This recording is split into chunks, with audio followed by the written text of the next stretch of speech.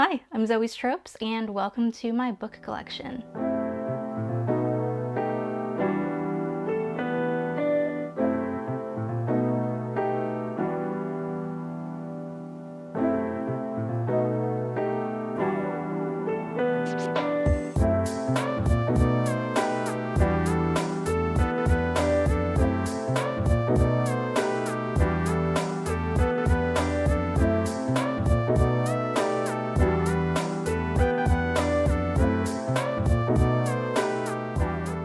Alright, so after years of living in this apartment, I'm finally happy with where all of my books are. I think I'm ready to show you how I organize my book collection. And hopefully you can get inspiration for your own collection, or if you're just nosy, then come take a look.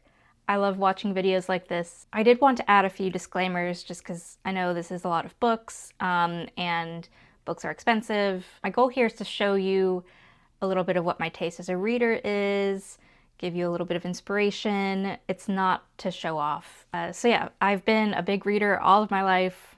A lot of these books I've had since I was a teenager, and the books that I read before that are either at my family home or they've, made their way out back into the world. So my current collection is meant to be representative of who I am as a reader now. So yeah, you'll find a lot of classics or just older literature here. I did study English literature for my bachelor's and master's degrees that I've long finished by now, but I will often pick up like an older book to read for fun, I do mostly read print books. I never have liked ebooks. Even a lot of longer readings at school, I would print them out. I get a lot of eye strain and I do work on my computer. And so if I can reduce the amount of time I'm looking at a screen, I do try to do that. I listen to audiobooks sometimes, but my audio processing is just not as good. I'm not someone who can read them on like 2 times speed. I will often read contemporary nonfiction or like really light, easy reads by audiobook, but beyond that, I need it to be on paper. But yeah, I mean, I love physical media. I love print, and I love holding things in my hands. I love the tactile experience of reading a book. So I do have a lot of them. I do use my library system, as you all should.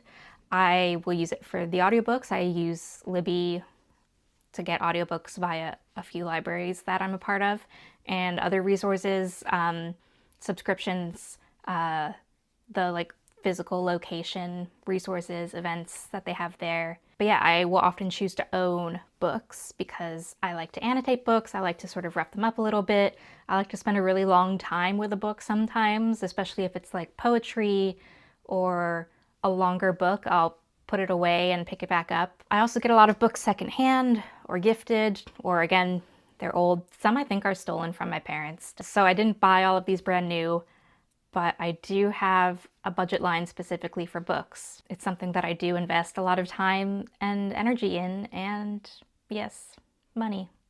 And then also I acquire books anticipating that I will like them, obviously. Not necessarily right away. I will often wait a while before reading a book. It's like a wine collection. You have your favorites there, you've got some you've never tried, and you're just waiting for the right moment to pick them up. I don't know where that came from. I think I've seen that online in various sources. Yeah, I always have a really good selection of books around me, some that I haven't read, some that I have read. But if I don't end up liking a book, I do get it out.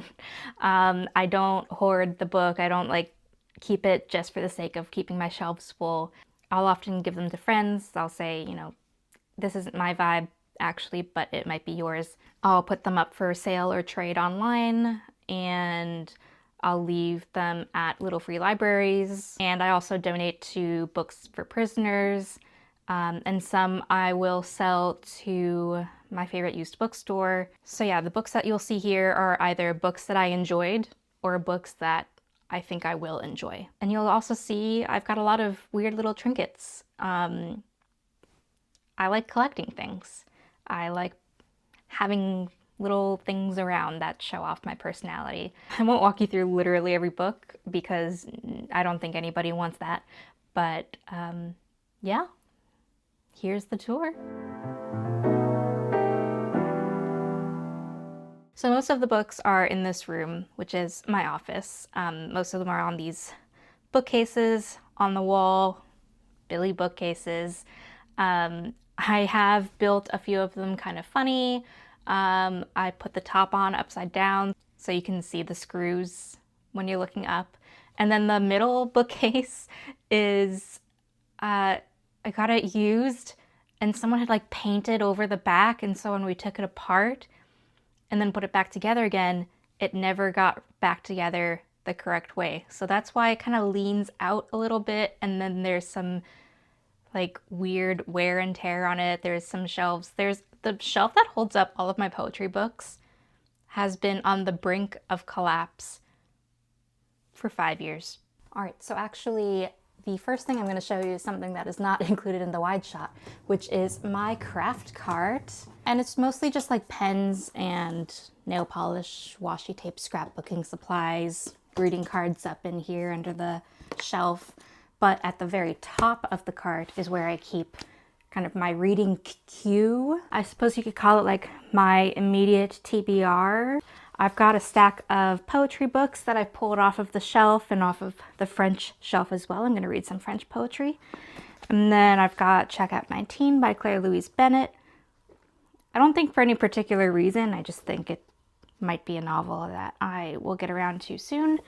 And then Clarice Lispector's An Apprenticeship or The Book of Pleasures. Kind of same thing, not for any particular reason, but seemed like a good vibe. Often I'll put like kind of seasonal reads up here, and then here I've just got War and Peace, which I'm slowly making my way through this year. And these are the post-its that go along with it.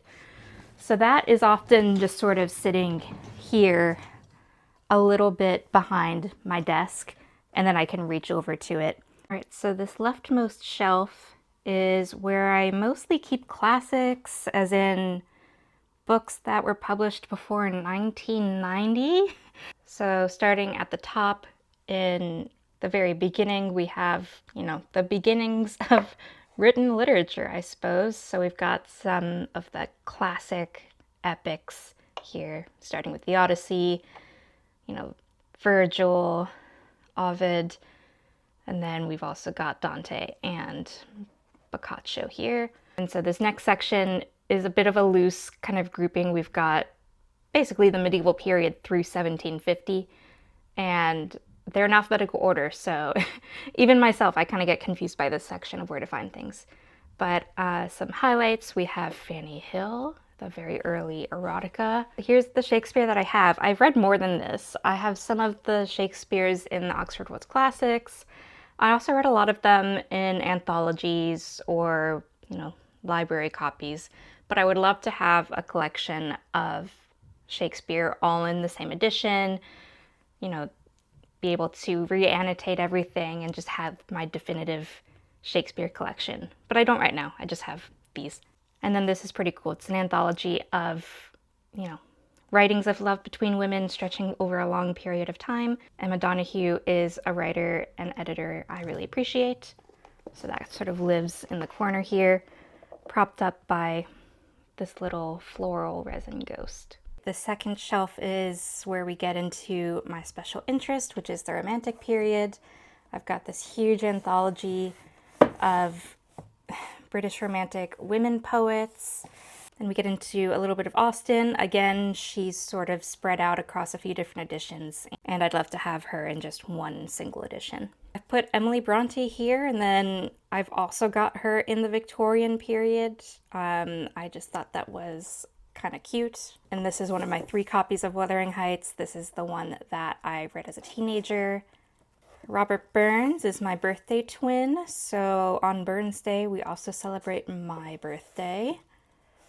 I've got some Byron. This is kind of an older edition. I have a more contemporary edition of his poems.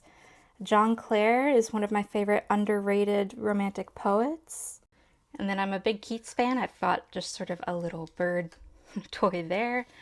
I've got the illustrated poems of Keats. I've got the collected poems and letters of Keats. I've got some little guys here, and there's more of him elsewhere. I have studied and read Keats a lot, and I love him. Anne Lister, if you watch Gentleman Jack, you might know Anne Lister. These are the writings upon which we can base that show. The Vampire by John Polidori, one of the early works of vampire fiction. It precedes Carmilla and Dracula. Here's a short work of Mary Shelley's and Percy Shelley's translation of the Symposium. Charlotte Smith, another one of my favorite underrated romantic poets. She's a brilliant sonnet writer, and her poem Beachy Head is also amazing. The Castle of Otranto, one of the founding Gothic novels, and just has a great scene where someone gets squished by a giant helmet. Dorothy Wordsworth, another one of my favorite underrated poets of the Romantic period. She's William Wordsworth's brother, and wrote a lot of journals and a few of her own poems that were beautiful. And welcome to my frankenshrine. In case it wasn't clear, Frankenstein is possibly my favorite novel of all time. Definitely one of my favorites, especially of the Romantic period. And I have a lot of copies of Frankenstein and a lot of books about Frankenstein and a lot of little Frankenstein's creatures. I think some other booktubers have this, but this is a facsimile of the Frankenstein manuscript, and it's just beautiful. Oops.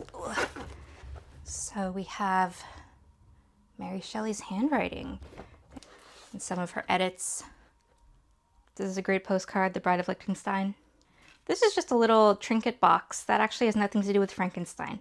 It's by an artist who's a friend of mine, and I thought it just matched everything pretty well here. So this is a little Frankenstein's creature stuffy, actually from the Frankenstein Museum in Bath. This is a keychain that my friend made for me by hand. It's a little copy of Frankenstein. Oh no. So I've got two of the little Funko Pops. They are both the creature holding a daisy, but one is glow in the dark and one is regular. There's this beautiful piece of art behind this guy who was handmade on Etsy. But yeah, every Halloween I go to Dollarama and just check what they've got in terms of Frankenstein plushies, because often they're ugly, but sometimes they're this guy. And I love him. So this is actually my parents' edition of Frankenstein. That was always the one in the family library, and this is the first one that I read. It's a Signet Classic with an introduction, or no, sorry, an afterword by Harold Bloom. So, I of course have the Wishbone Classics edition, because I must. No, not Henry. He's Victor's lifelong friend. This one's pretty interesting. We've got kind of the annotations of Percy Shelley, and it kind of compares two drafts. I don't like attributing kind of the genius of Frankenstein to Percy Shelley, but I think it is interesting to study how they were collaborators and editors of each other's work. Let's see, this is by Restless Books, and I just thought had beautiful illustrations.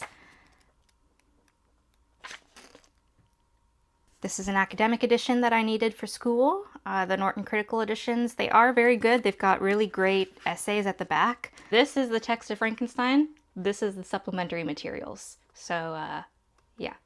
The graphic novel cover, of course. It's pretty fun. And then this edition has the Bernie Wrighton illustrations, which are gorgeous. Del Toro said that he used these as inspiration for the visuals in his movie. I can see it.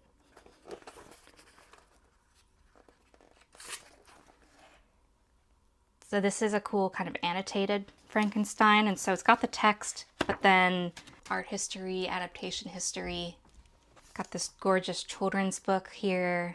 The stunning 200 Years of Frankenstein, about a lot of the adaptation history. We've got the early theater adaptations, and then film. And then after the Romantic period, we of course have the Victorian period. Again, I've got a few anthologies here at the top, and then I get into the Brontes. So we've got some of Charlotte here. So this is one of my pride and joys. We have the Twilight edition of Wuthering Heights. It's canonically Bella's favorite book, and it's got a lot of fun little quizzes at the back. You know, are you destined for tumultuous love like Catherine and Heathcliff? Naturally. We've got some Dickens here, who actually is not a favorite of mine, but A Tale of Two Cities is a banger. We've got Carmilla, the lesbian vampire novel, of course. Goblin Market by Christina Rossetti. This is such a cool edition. It's got these gorgeous illustrations.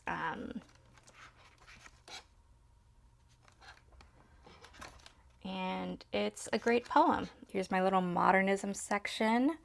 So we've got Radcliffe Hall's Well of Loneliness here, a lesbian novel from the early 20th century. I've actually not read that many of these, but we've got some Du Maurier, Love. Oh yeah, Nella Larsen's Passing. I love this edition, and it's a gorgeous novel. It's about two women. One of them passes as white and lives life as a white woman, and then the other lives life as a black woman. And then we've got a little stack of Virginia Woolf here. And I really want to read The Waves this year, maybe. And then we start on sort of post-45 fiction, so post-1945, and then the section kind of runs all the way up to the 1990s. So Giovanni's Room is a favorite in here, and I find it so funny. It's got the tiniest print, but it's so thin, so I'm not sure like why it needs to be so tiny. But it is a brilliant novel. I love it. And Octavia Butler's Parable of the Sower is amazing as well, eerily relevant to this day.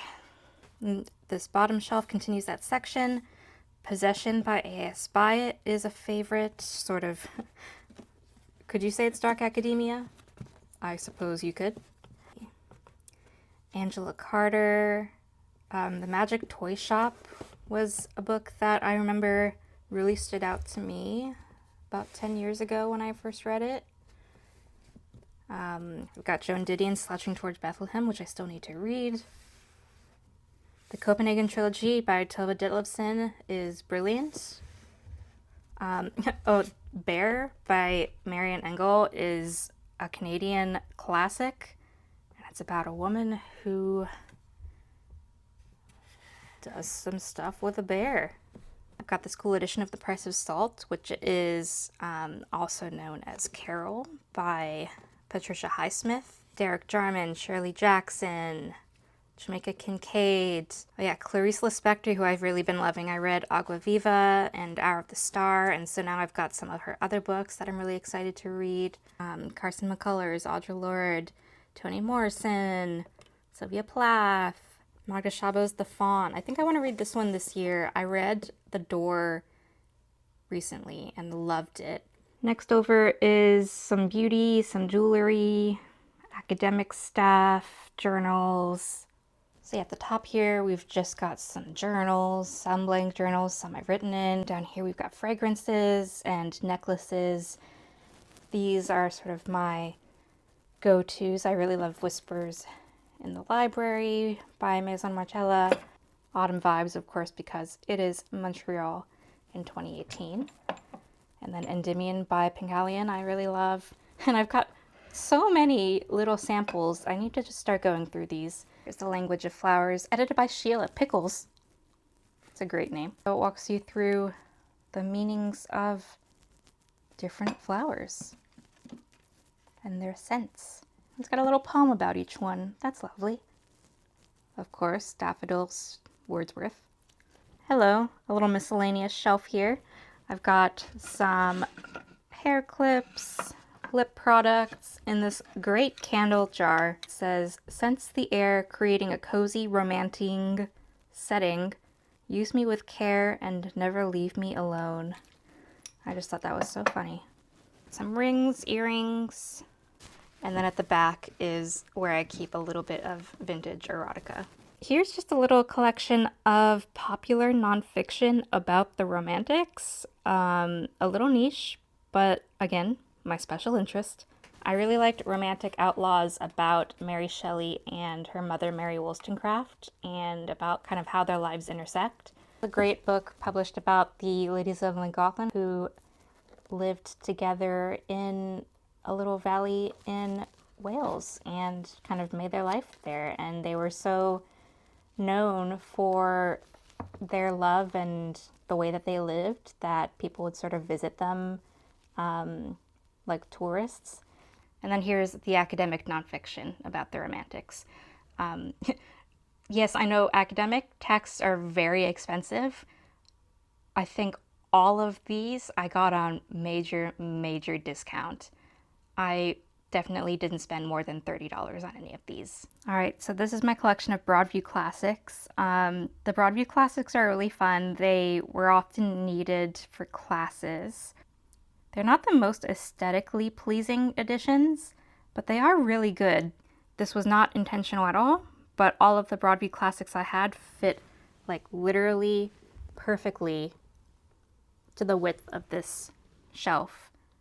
And so I cannot acquire or get rid of any of them. If I need to swap one out, it is a one-to-one swap because like this is just a perfect fit. It's not even like really tight in there.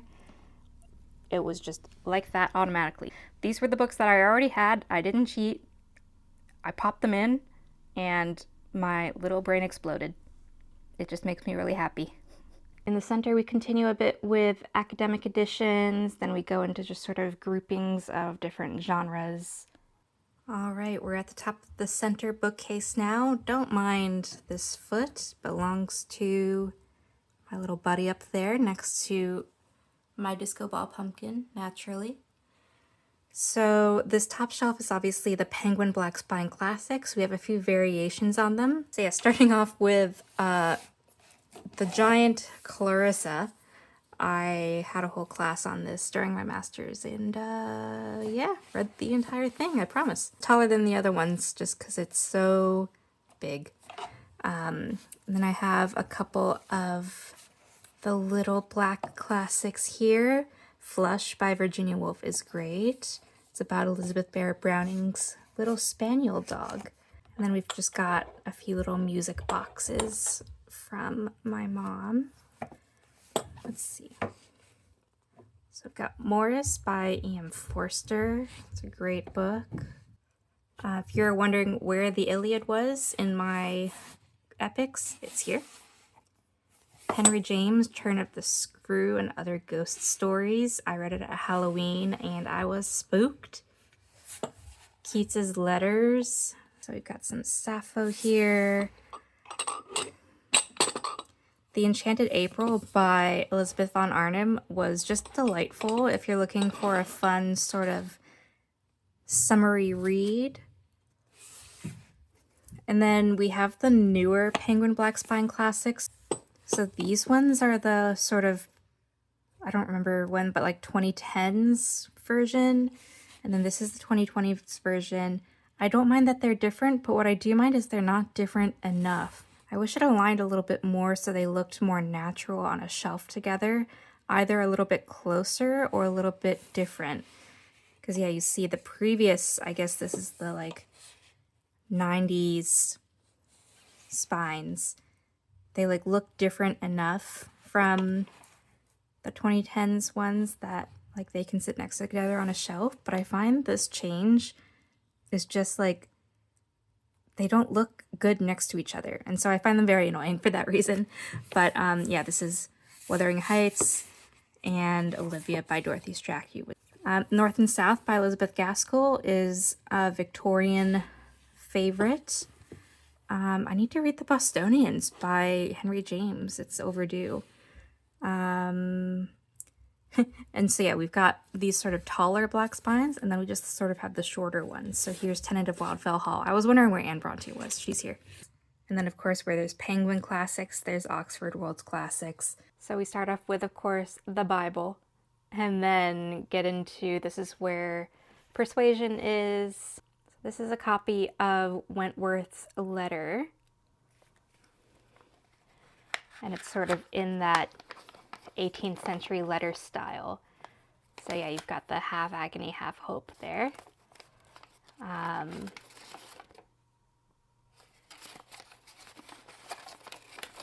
yeah. I need to send more letters. I've been thinking about sending more letters to people, like in the mail. And I think I should send them like this. Say I got this at a shop in Bath in England. So here's a few fun crystals, and of course they're mushroom shaped. I think my sibling got me these for a Christmas or something. I've got a lot of Radcliffe here. Anne Radcliffe, Gothic writer supreme. Love her. Let's see. Oh, we've got Clara Reeves, the Old English Baron here as well. This is just an adorable snow globe. I mean, it's got mushrooms and a gnome and a bird in there. It's just right up my alley. Here's a few Shakespeare's. Here's another copy of Frankenstein. I wanted to keep all of the editions together, so a lone Frankenstein, not on the frankenshrine. Mary Shelley's other novels. It's like a prototypical dystopian novel. It's set in the 2020s. Is that right? Really cool. Percy Shelley's poetry here. A little bit more Woolf and Wordsworth. So here we come to like the center and middle bookshelf. So it's kind of a special little shelf of like miscellany. So this is pretty cool. This is from Black Letter Press. They do these really cool sort of special editions of older titles. This is quite the older title. This is Anatomy of Melancholy by Robert Burton. And it's like, yeah, it's from 1621. It's literally just like about what melancholy is. And I just think it's really cool. It's next to Fleabag and Florence Welch, and this really cool sort of mushroom book moss display that my dad got me. I recently picked this up, just a little tea light holder. I thought it matched really well. Then over here I've got a bunch of reference titles, and I do use some of them in daily life, like the Canadian Dictionary, because if you didn't know, Canadian English is a little bit of a mix in terms of like details and style between British English and American English. I'll use the copy editor's handbook as well sometimes. I am an editor professionally, if you didn't know. I don't use my Latin handbook very often, to be quite honest. And then I've got a few writing guides as well. Mary Oliver's poetry handbook, imaginative writing, a classic. And so here's where I keep a bunch of my bookmarks. I have a lot in here, and believe it or not, I do prune these pretty regularly. But even then, there's way more in here than one could use. Like, look at all of them. So it's in this gorgeous little vase. It's got collected curiosities on the spine. I'll take you through a few highlights. So we've got the Notting Hill Bookshop in London. A few local favorites. Yeah, here's Encore. A couple from St. Henry Books. Livre à Soi. Distill. Let's see, this is from Shakespeare and Company in Paris. Portobello Bookshop in Edinburgh. Here's Gaze the Word in London. Daunt, also in London. What else do I have in here? Here's Blackwell's in Oxford. Oh yeah, You and Me, New York. Here's the poetry shelf, and this is just contemporary poetry. You'll find a lot of small presses here, local presses, McGill Queen's Publishing. Selected Lyrics by Kate Bush is here. I'm a big fan of Carol Ann Duffy. Love The Bees, Sincerity. Eliza Gonzalez's Grand Tour I really loved. Adam is a Friend. I loved Looking for You in the No Place Grid. Gasparo Press does these beautiful, beautiful editions. They're like this gorgeous, here, I'll rub it against the mic. You feel that? Like this gorgeous kind of canvas paper. This is Linger Still by Ashlyn Hunter. Very high quality, beautiful poetry. Metatron Press is also a favorite. They are based in Montreal. This is Marcela Huerta's book. Maggie Nelson's Bluets is a modern classic. Mary Oliver's Devotions. This is a selection of her poetry like throughout the years.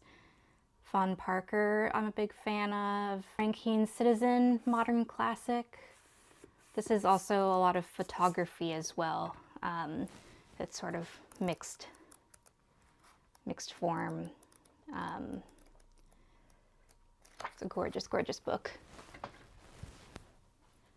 Aaron Robinson's Wet Dream by Brick Books is one of my favorite poetry collections of recent years. First of all, just gorgeous book itself by Brick. And then just a beautifully crafted interior with some, just look at how many of those are dog-eared. I have Post-it tabs. I just don't use them. I certainly could. But yeah, Aaron Robinson is definitely a favorite of mine. How Do I Look is also a favorite, published by Metatron. This is written by Sena Yi, and weirdly blurbed by Mitski. That was wild. Really fun sort of vignette prose poem. And down here is contemporary nonfiction. So a lot of sort of popular nonfiction, essays, memoirs are also here for the most part. Also, this is one of my only shelves that is color coordinated, just because I saw that a lot of the same colors are used for contemporary nonfiction, and it's a small enough selection that like I don't get confused where something is.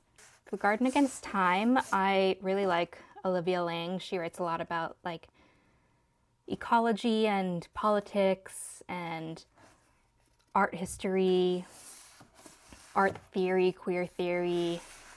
Policing Black Lives is a really great book about police violence in Canada. I remember when the Black Lives Matter movement was really kind of picking up steam. There was a lot of talk about like, oh, we don't have that in Canada. We certainly do. Billy Ray Belcourt's History of My Brief Body was beautiful. Sort of one of those mixes of genres, but yeah, just about what it is to be a queer Indigenous person. The Argonauts by Maggie Nelson I really need to read. It's quite overdue. Funny Weather is also by Olivia Lang from The Garden Against Time. A lot of these I need to read. I'm looking at this shelf and there's a lot that I haven't read that I really want to get around to. This Little Art by Kate Briggs. I love the Fitzcarraldo editions, although I get the white ones scuffed up so quickly. Like, I've not even read it, and it's like that.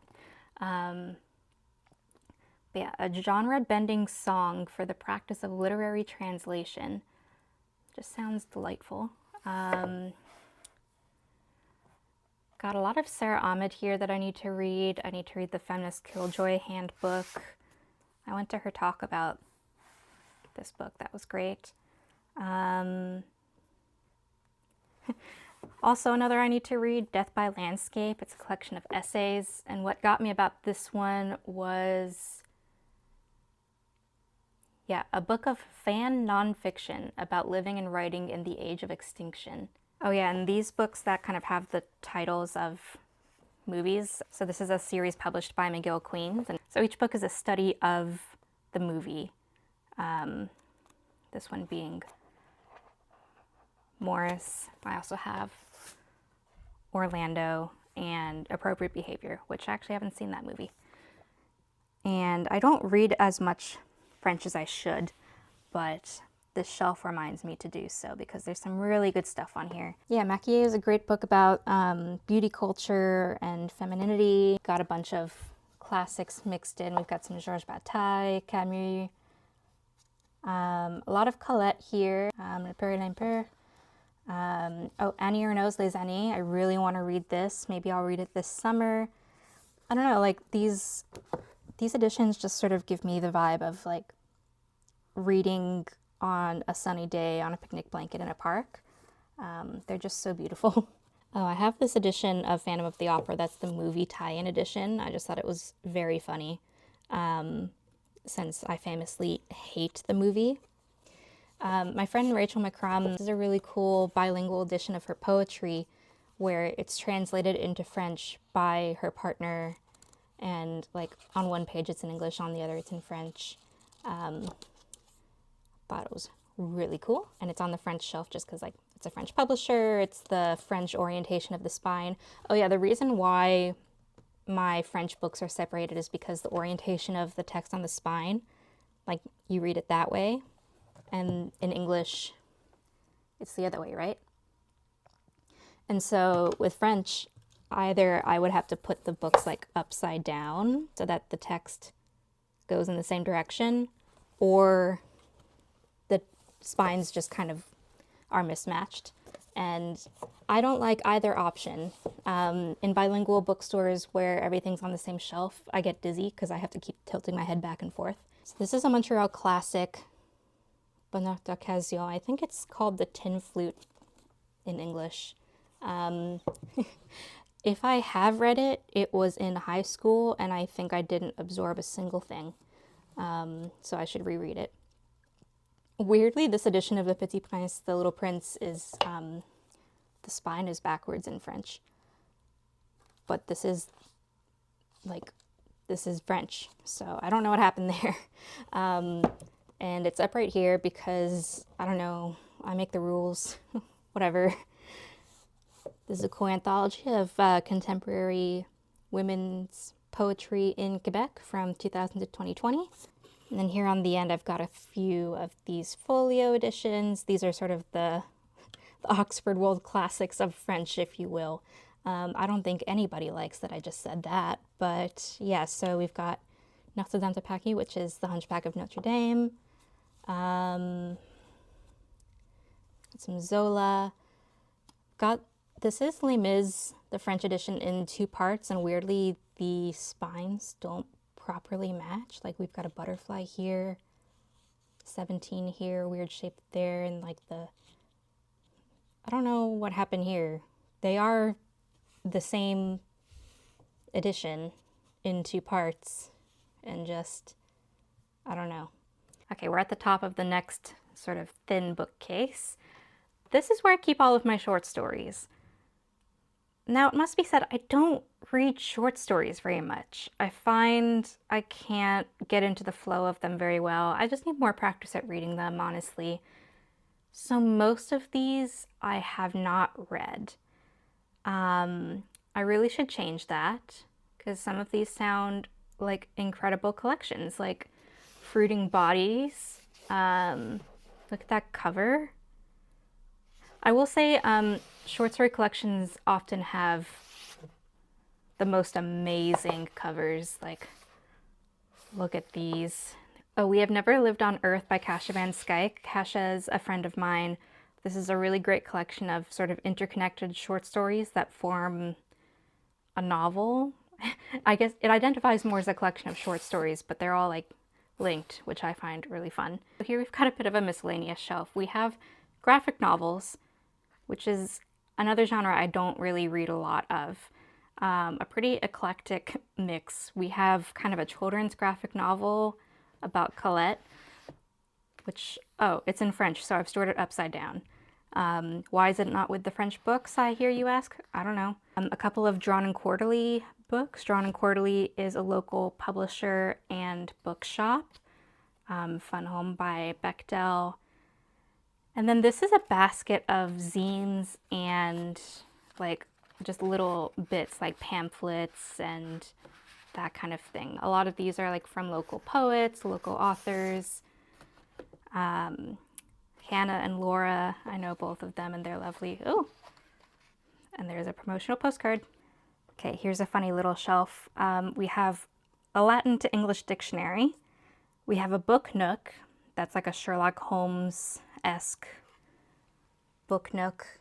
We've got a big clock, dartboard, chalkboard, books.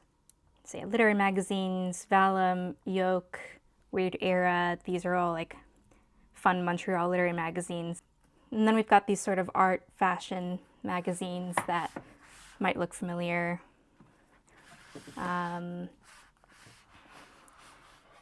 Merry Men I remember enjoying. But yeah, the kind that like aesthetic people have on their coffee table kind of thing. And I just have tucked in here.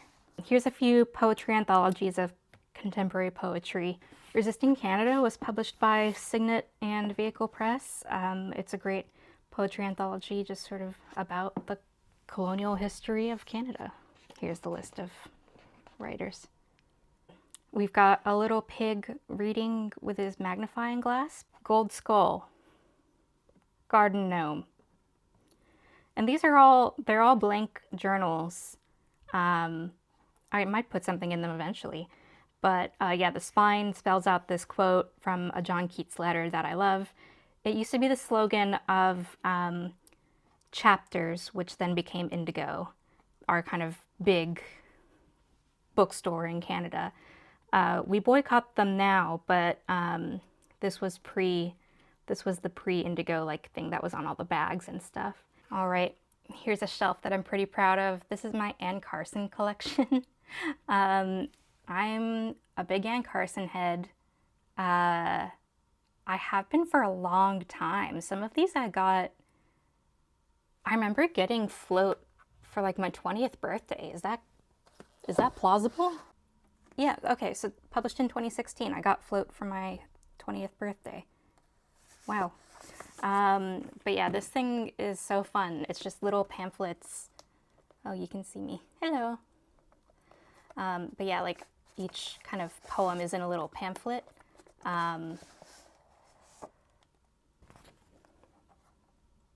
Oh, Knox, obviously, this giant thing. Let me pull back a bit.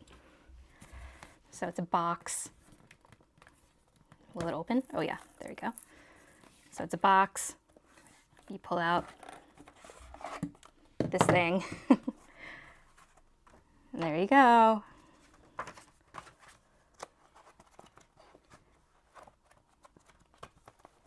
Whee! Glass, Irony, and God, I think, is my favorite. I owe it a reread. But yeah, the Glass essay, I think, is beautiful. Autobiography of Red is one of her more famous books. This one's the one about the guy, Geryon and Heracles. Beauty of the Husband is also great. It sort of unpacks John Keats's Bright Star, is that? No. Beauty is truth, truth, beauty, and that is all you need to know. Unpacks that line from Grecian Urn.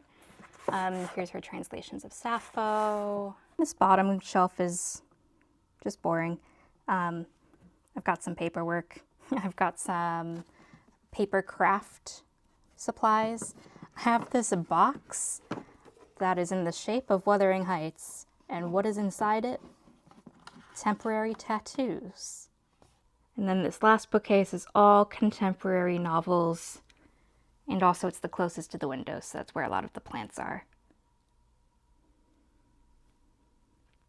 Eva Baltazar's trilogy here, I simply adored. I think Boulder, and then Permafrost, and then Mammoth is my recommended order. Does it drive me a little bit nuts that the editions don't match? Yes. But yeah, 3 disconnected, you can read them in any order, books about sad lesbians is really, I think, the connecting. Eliza Clark's books I really enjoy. I mean, I've only read these 2, but I really like her. Piranesi, I don't read a lot of genre fiction, but this blew my mind. I really, really loved it, and I won't tell you much more. Duck's Newburyport, I did read. I read it all the way through. I thought it was delightful. It is it's kind of a Proustian book. It's all in one sentence, and it's this woman who's making a tarte tatin, and that's it. And she's just thinking about stuff. I do want to resume the Neapolitan Quartet. I've only read the first one. I've only read My Brilliant Friend, but I do want to keep reading it. Curiosities is also a book I really want to get around to soon. Here's some propagation stations. And here's my Outlander collection, question mark. I wouldn't say I'm a huge Outlander fan. I do watch the show when I get around to it. But yeah, I wouldn't say that it's like my number one. But I ended up with all of these books because I got I wanted some of the paperbacks from someone on Facebook Marketplace, and she was like, just take all of them. And I was like, oh God, okay. And she also gave me this. And then I think actually I got this of my own free will, and I meant to give it to my mom. I have 2 candles I got in Scotland up here. Marla Granados' Happy Hour is delightful. I love Marla Granados. I love following her online. I'm really excited to see what she does next. Okay, here's the middle shelf. If you're thinking like, oh, your plants look a little sad, don't worry, I'm thinking it too. Some fun little trinkets here. I've got like a little curiosities like books and skulls and crows. We have, of course, Marcel, the shell with shoes on. He's so heavy. This is the official A24 replica, and he is dense. And he sits up here along with this wizard frog on a mushroom.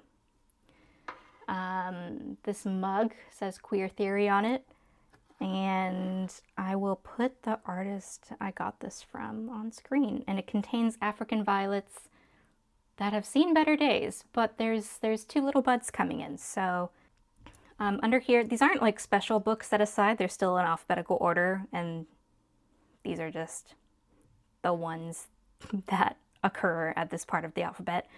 But Enter Ghost by Isabella Hamad is a great, great Palestinian book about the power of art and theater. Book Lovers is the only Emily Henry book I've read, and I liked it. So if I liked Book Lovers, what other Emily Henry book should I read? And then Pure Color I do want to read, as well as Heap Earth Upon It. More propagation. This is one of the mini vodkas by, can't remember his name, but the Ghostbuster. Paradise Rot is amazing. It's kind of like a gross lesbian academia book. But The Vegetarian I still haven't read. I need to read that. Biography of X is awesome.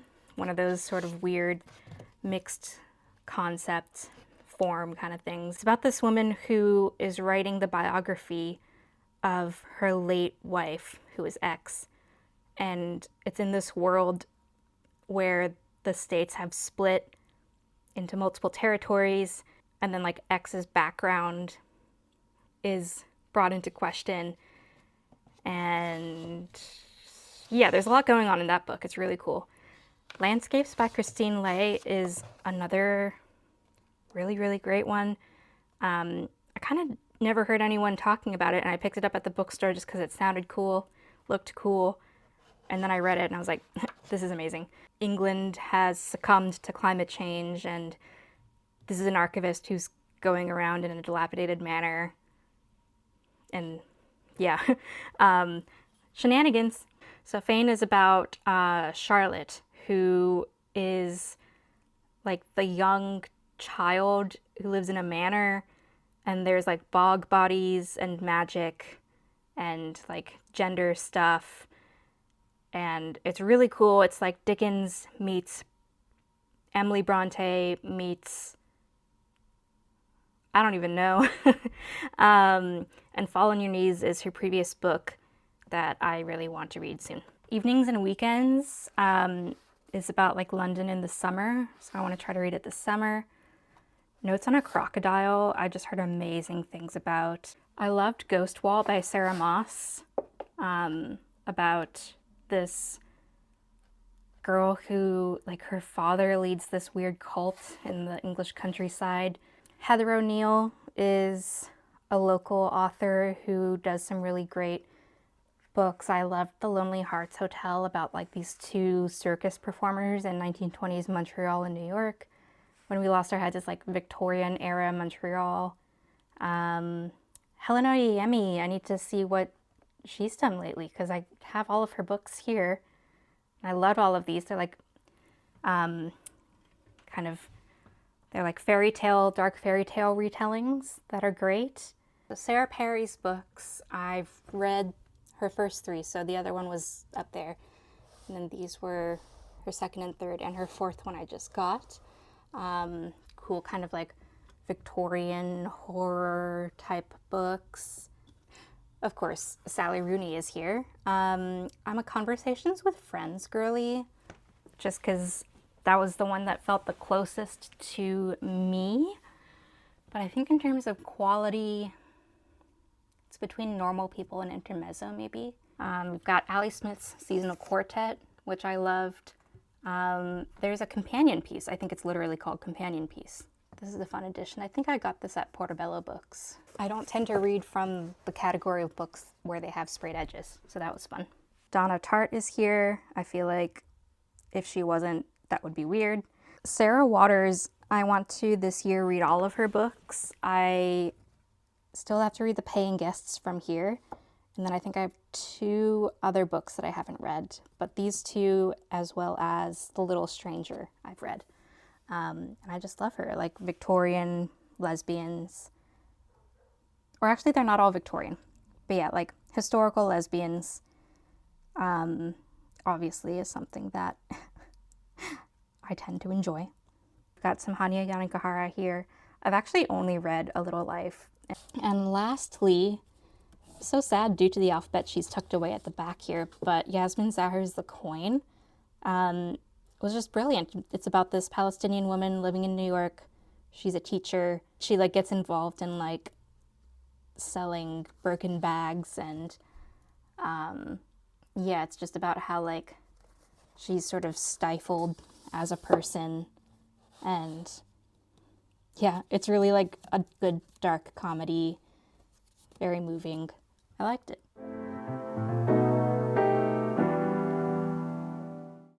All right, welcome to the bed. So as I said, I have books in every room in my apartment, but I actually don't read in my bed. Once I'm horizontal, I'm out. If I try to read in my bed, it is going to be very short-lived. I will just fall asleep. And I guess that's a good thing. It could also mean I'm sleep deprived. But I do keep two books on my bedside for just in case. So I have Three Can Keep a Secret, which is a collection of Western Australian flash fiction. And so they are very, very short bits of writing, like a page or even less. The other thing I keep here is Turner's Last Sketchbook, which is a facsimile of J.M.W. Turner's sketchbook. And it's a weird size. I would love to have it with other kind of specialty books or coffee table books, but it's a weird size. I mean, it is a facsimile of like a 19th century sketchbook which were like this format. It's just really cool to page through. You see like some very abstract bits, and you can get a sense of like where his structure came from for a lot of his paintings. Turner's one of my favorite painters, and so yeah, I really enjoy just flipping through this, just looking at the colors. Ooh, that's just kind of the inside of the notebook, but I like it. So yeah, that's all that's beside my bed. So my bathroom is no exception. There is a singular book in my bathroom. I can't say I read in my bathroom very often. You know, I believe in kind of in and out as quickly as possible. But for laughs, I have flushed with pride the history of Thomas Crapper, who of course invented the toilet. Have I read this? I can't say I have, but I could. Okay, I just opened it to this random page and there's a paragraph about how Crapper lived in Chelsea, which was a magnet to artists and writers such as Turner, Leigh Hunt, Thomas Carlyle. There is no record of Crapper clearing a clogged drain for Swinburne, repairing a kitchen tap for Whistler, or installing a bidet for Christina Rossetti, but he very well might have done so, for they all lived a mere stone's throw from him. Should someone be in need of reading material while they're on my toilet, it's there. And of course, there is also Frankenstein's creature sitting on his own toilet, reading about himself. And then next to my stove is where I keep my cookbooks and cocktail books. So my favorites are definitely Death & Co. for cocktails. They've got all the classics in here and just like a bunch of great recipes. And as far as cookbooks go, I like Roast Figs Sugar Snow by Diana Henry. And yeah, it's just a lot of good cozy recipes. This sounds awesome. I would love to do this fall if I remember. But roasted squash with porcini cream. Hazelnut espresso and chocolate shortbread sounds amazing. All right, welcome to my spot. This is my book chair. I will often read here or on the sofa. And this is also where this pillow lives. A room without books is like a body without a soul. And my grandmother sent me this recently, but definitely applies in this apartment. So directly above my head is where I keep all of my sort of vintage and antique books, and I've collected them over many years. Friends will give them as gifts. Most of the time it's not a book that I'll read from necessarily. I will on special occasions, but they might be a little too fragile or a little bit too dusty. This is English Women by Edith Sitwell. It's a very thin book, but yeah, it's just got pictures of famous English women. Here's Sarah Jennings, Duchess of Marlborough. So if you have seen The Favorite, that is Rachel Weisz's character. Here's the page on Dorothy Wordsworth. Love her. I'm a fan of this one. This is the complete poems of Emily Dickinson. She's chonky. And yeah, I just love being able to just see all of them. I think they're sorted by approximate date of writing. And so it's really cool to be able to sort of page through and just see the progression of her thinking. And my hope is in a future apartment, I would have them more level and more accessible. Just, they're pretty high up just because of how the trim in my apartment is. Either they'd have to be much lower and then I'd be losing a lot of wall space and also circulation space, or they had to sort of be above the trim. And so I went for above the trim, but it means I can't really like reach and grab them as easily. I have to get my stepladder. So yeah, I would love to be able to bring them down and page through them more easily than I can now, but it's all right for now. It works. So this is Tess of the Dubervilles by Thomas Hardy with the wood engravings by Agnes Miller Parker. And these are just stunning. But yeah, these sort of wood engraving type illustrations, I just love.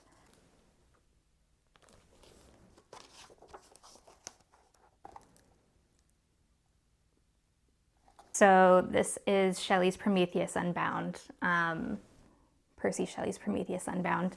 And this I recently got from my grandmother, or rather it was in her library and I asked if I could have it. And she said yes, thankfully. And then another favorite, oh, I forgot how beautiful this is. This is Elegy Written in a Country Churchyard by Thomas Gray. So yeah, each stanza, there's a corresponding illustration.